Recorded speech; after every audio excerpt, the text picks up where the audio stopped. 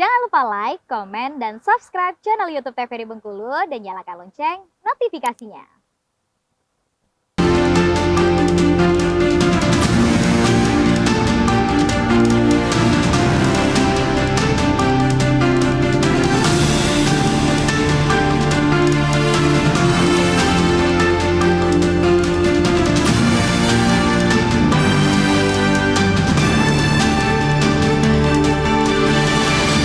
Baik, kembali pemirsa di Berndo TVRI Bengkulu untuk edisi hari ini Selasa 22 Agustus 2023. Tema kita masih berbincang mengenai menciptakan pendidikan berkualitas bersama dengan dua orang narasumber. Yang pertama ada Bapak Indiarman selaku Kepala Sekolah SMPN Negeri 22 Kota Bengkulu, dan juga ada Bapak Profesor Sudarwan Danim selaku akademisi. Kita berbincang kembali bersama Pak Profesor terlebih dahulu, tentunya ini mungkin mengenai tenaga pendidikan yang belum mengupgrade dirinya ke era digitalisasi, Pak. Nah, kan saat ini kan kita tidak menutup kemungkinan dan juga pastinya untuk tenaga pengajar ini sendiri harus mengupgrade diri untuk bisa ke dunia digitalisasi, modernisasi seperti internet dan sebagainya. Dan kita lihat juga masih banyak untuk tenaga pengajar dan juga guru yang masih tanda kutip masih gaptek tentunya. Itu kita menyikapinya seperti apa, Pak?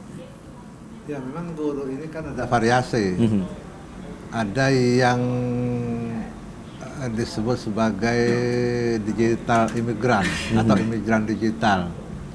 Memang lahirnya sebelum era digital. Tapi juga ada yang digital natif, ada yang dibesarkan di era digital. Nah, guru-guru muda itu secara umum biasanya cukup kuat dia aplikasi IT karena memang dia dilahirkan di era digital. Tapi guru-guru yang mungkin menjelang pensiun gitu, dia menjadi semacam imigran. Oleh karena itu daya saingnya tidak cukup tinggi. Nah, guru-guru muda ini kan terutama yang sudah sertifikasi, memang dia sudah ketika menjalankan tugas profesi, memang sudah tuntutan ke arah bagaimana berkembang secara terus-menerus. Yang dalam bahasa Pak Indiarman dan kawan-kawan itu PKB ya.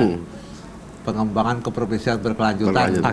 Sungguh pun orang kadang-kadang marah PKB kan itu nama partai, berarti kan PKB itu singkatan untuk orang guru.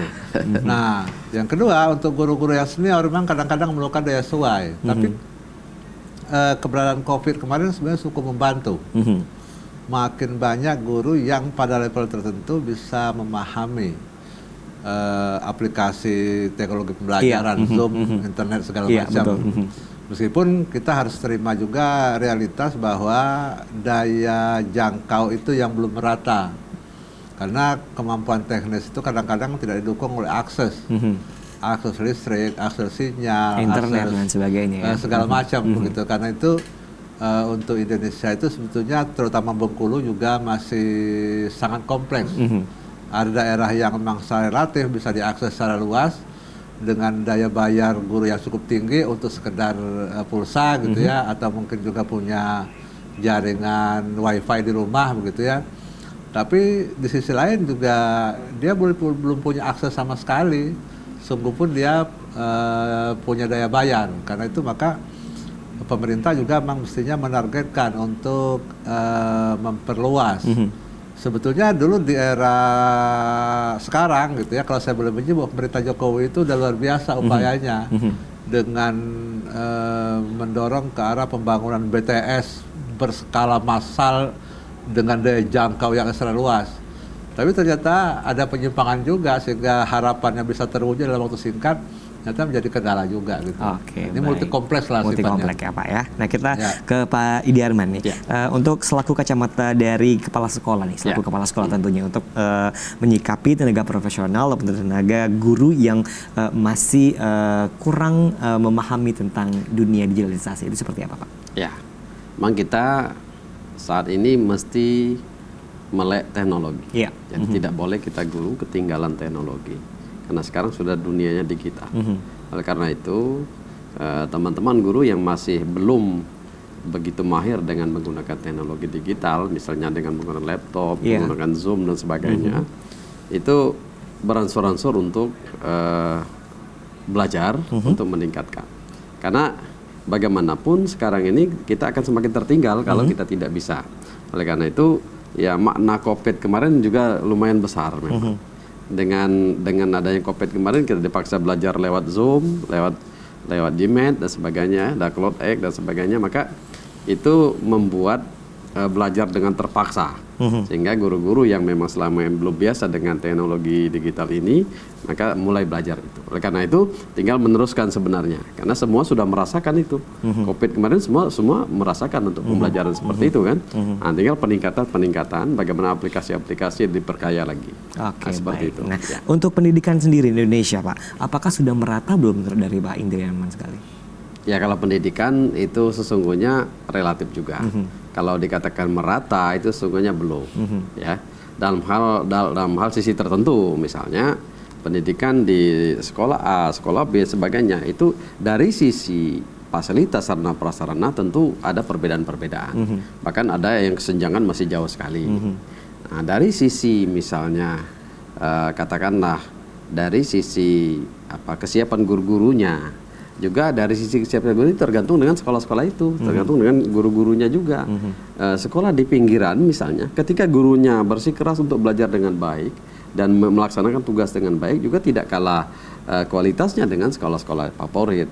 Hanya dia mungkin jumlahnya tidak terlalu banyak seperti sekolah-sekolah yang favorit yang selama ini sudah lama di situ. Oke, baik. Saya ke Pak Profesor nih untuk pertanyaan berikutnya. Nah, untuk pertanyaan berikutnya mungkin mengenai kita nggak jauh-jauh dari Bengkulu sendiri dulu. Kita bercermin ke Bengkulu dan kita melihat sendiri untuk dunia pendidikan yang ada di Bengkulu ini sendiri. Nah, untuk dunia pendidikan yang ada di Bengkulu ini sendiri, Pak, apakah sudah terciptanya untuk pendidikan yang berkualitas itu sendiri?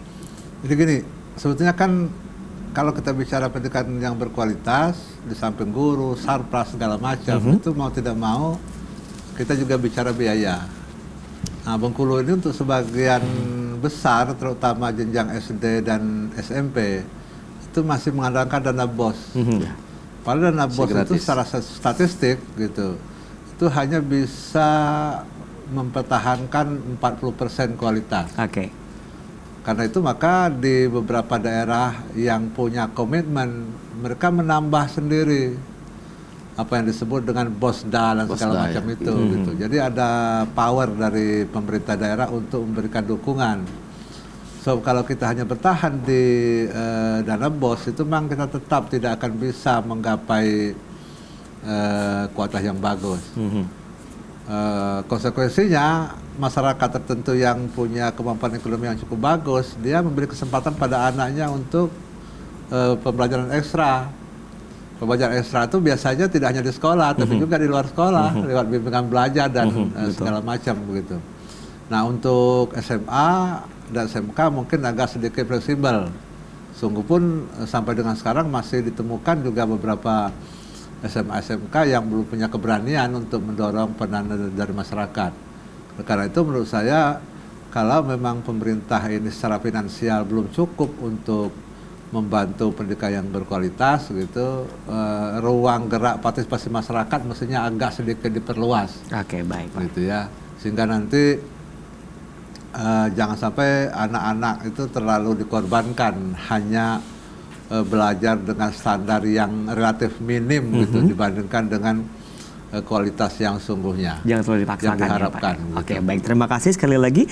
Itu dia untuk perbincangan kita mengenai pendidikan yang berkualitas, dan semoga nantinya di Bengkulu sendiri itu akan terciptanya pendidikan yang berkualitas lagi tentunya, dan di Indonesia pun akan lebih berkembang lagi untuk pendidikan yang berkualitas pastinya. Terima kasih kedatangan dari Bapak Indriaman, dan juga terima kasih untuk kedatangan dari Bapak Profesor Sudarwandani selaku akademisi, dan semoga bermanfaat apa yang telah kita sampaikan di sore hari ini. Terima kasih sekali lagi pemirsa. Saya pamit undur. Wassalamualaikum warahmatullahi wabarakatuh. Waalaikumsalam warahmatullahi wabarakatuh.